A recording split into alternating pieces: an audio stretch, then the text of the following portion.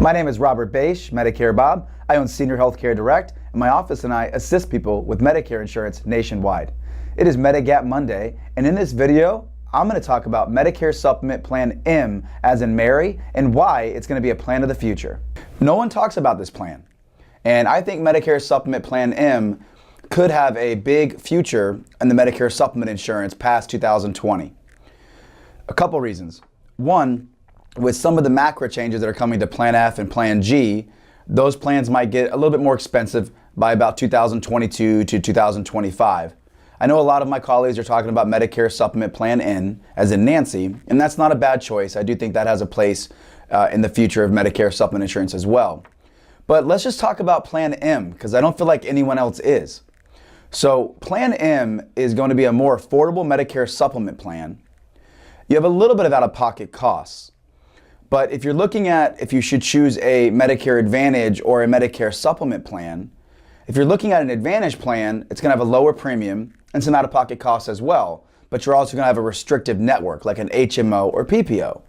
So I think if you're entertaining the idea of an Advantage plan and you're looking at maybe F, G, or even N, and you're thinking, you know, that may not be worth the premium or that may not be in my budget, but I don't love the idea of the referrals of an Advantage plan or the network, prior authorizations, or some of the catches, as I call them, that kind of come with Medicare Advantage plans. I think Plan M might be a good fit for you, especially as we get closer to 2022 and so on, after a lot of the MACRA changes have an impact on policyholders.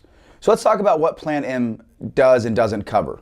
So a couple differences. I'm going to compare Plan M to Plan F. Because F, if you look at the chart behind me, is going to fill in all the categories. So anytime Medicare approves a service, then Plan F is going to pay what you would normally pay if you didn't have a supplement.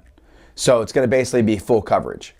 So if we look at Plan M and on this chart, let's look at a couple of the differences. Well, let's first look at a hospital Part A deductible.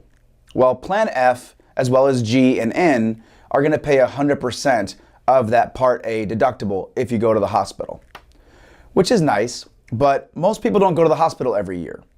So Plan M might be a good alternative because it doesn't make you pay the whole deductible. It's only going to make you pay half because the Plan M pays half of that deductible. So let's just say that Part A deductible is $1,400. Well, you would pay $700 for a hospital stay. That's kind of similar to what you would pay with an Advantage plan, where those plans are usually about $300 a day in the hospital each day, days 1 through 7. So I think if you talk to most people, paying $700 to go to the hospital for 3 weeks, if that's all you owed, that's not awful. That's not too bad. So that's one of the differences there with Plan M. Another difference with F is, like G and N, it doesn't pay the Part B deductible, which if you follow me on Facebook and Twitter and my podcast and YouTube, we all know that the Part B deductible is very small and almost irrelevant. Right now it's $185.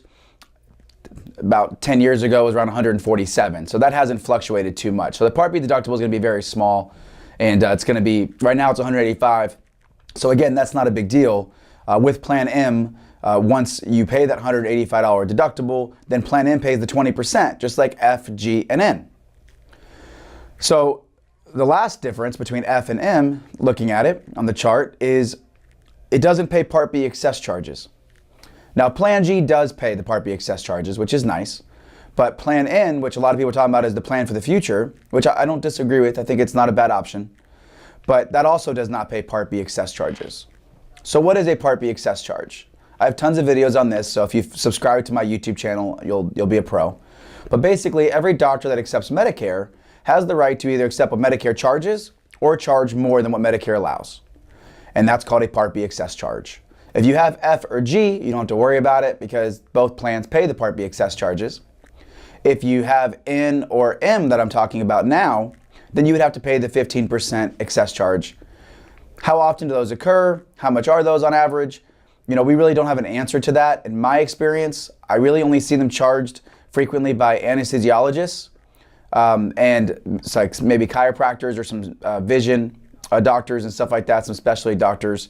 But they are there. So if you have M or N, you know, you have to be aware of that. Now, you can ask the doctor ahead of time, do they accept Medicare assignment or do they charge more? So you have the right, if if they tell you they charge the excess charges and you have M or N, then you can just go to a different doctor who doesn't. Plan M has the foreign travel benefit, just like the Plan F and G and N. There's no copays with Plan M like there is with the N plan for doctors. So N as in Nancy has copays, M as in Medicare Bob. Sure, maybe I'll coin that. That doesn't have copays. So I'm not saying if you're going on to Medicare now that you should definitely go with the Plan M. I'm still recommending the G plan. I think G is going to have a nice run for the next few years, and I just like how it guarantees your healthcare costs. It's still very affordable, usually around $100, $110 a month. So for $100, $110 a month, I say go with the G because you can go anywhere you want to go. There's no out-of-pocket surprises. Once you pay the $185, you're all set for that year. But like my colleagues are doing online, Chris Westfall, Justin Brock, and some of my other friends, we're starting to look at the future, which is great. And that's why those guys are top of the game, just like us, is you definitely want to look at now and what's going to be plans for the future. And that's why you should work with people like us because, we're looking out for you, not just now, but your future. And I'd say Plan M is going to have a role to play. I think the carriers are going to start rolling that out here by 2021, 2022. So if you have any questions about Medicare supplement insurance, you can leave a comment below. If you'd like to learn more about Plan M, I do have the chart behind me. You get the chart every year in your Medicare and U book, but feel free to call my office and we'll kind of go over the ins and the outs of all the different plans because I'm a big fan of education. I think you should purchase a plan, not be sold a plan. I think you should choose a plan, and based on education and the information available to you, it's our job to guide you to make an educated decision, but ultimately it's going to be your choice on which plan you select. So if you'd like to work with us, just give us a call. If you have a question, leave it below. Subscribe to the YouTube channel. Please join one of the other 80,000 people that like me on Facebook, and have a great day.